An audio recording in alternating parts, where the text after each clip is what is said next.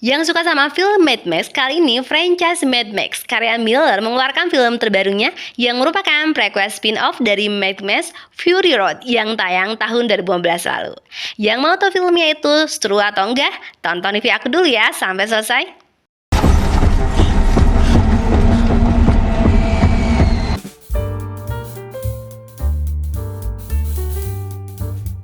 Furiosa Mad Max Saga merupakan film kelima dari franchise Mad Max karya Miller yang berfokus pada karakter Furiosa. Film yang bergenre action pasca apokaliptik di Australia ini disutradarai oleh George Miller yang merangkap sebagai penulis bersama Nico Lataries. Film ini didistribusikan oleh Warner Bros. Pictures dengan durasi film 148 menit.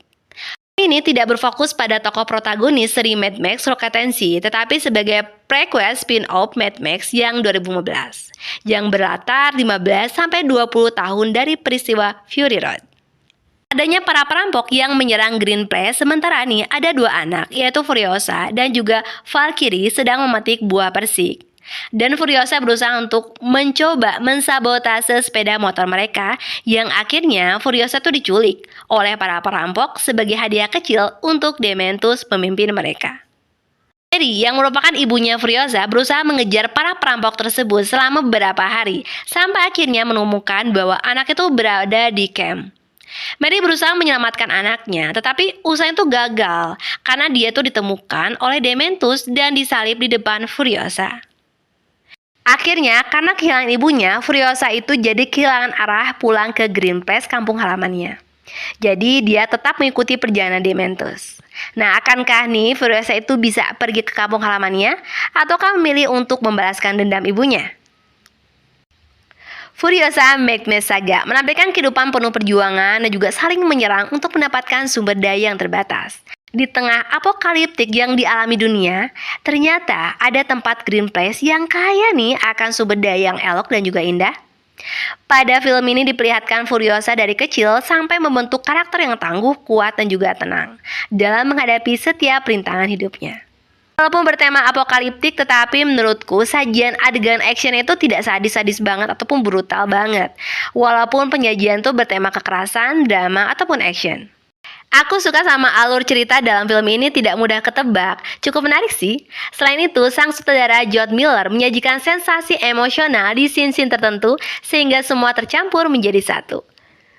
Film yang berfokus pada tekad yang kuat dari seorang wanita, yaitu Furiosa yang ingin kembali ke rumahnya dengan berbagai rintangan yang harus dihadapi dalam tatanan masyarakat, kacau balau dan juga kejam.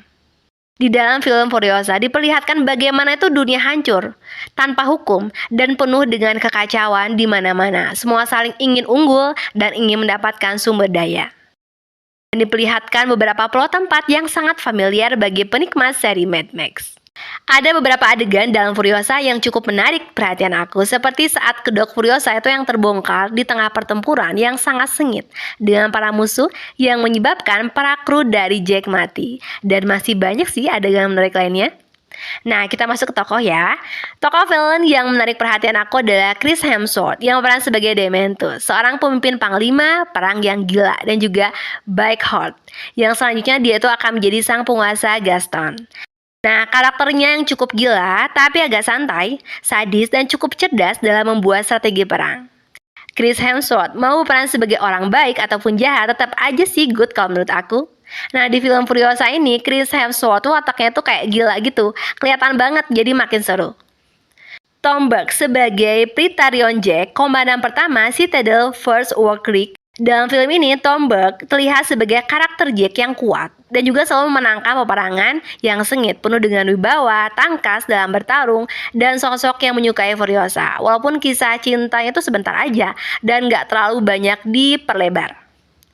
Anya Taylor-Joy yang peran sebagai Furiosa versi remaja. Secara pembawaan karakter Furiosa yang tenang dan memiliki akal yang cerdas dalam menghadapi musuhnya dan menjalani hidup penuh kesedihan dan juga kemurungan.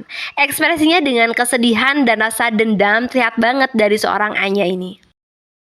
Dalam film ini yang paling aku suka, sang sutradara Miller selalu memperlihatkan setiap adegan Furiosa di saat genting dan mencekam, tetapi dia selalu mendapatkan win-win solusi yang di luar nalar penonton. Sinemania bisa nonton film ini di Prime Video ya. Rating IMDb 7,6 dari 10, rating Rotten Tomatoes 90% untuk Tomatometer, dan audience skornya tuh gede loh, 89% lebih dari 1000 rating. Rating pribadi aku 8 dari 10. Makasih banyak Sinemania yang udah nonton review aku. Bye-bye.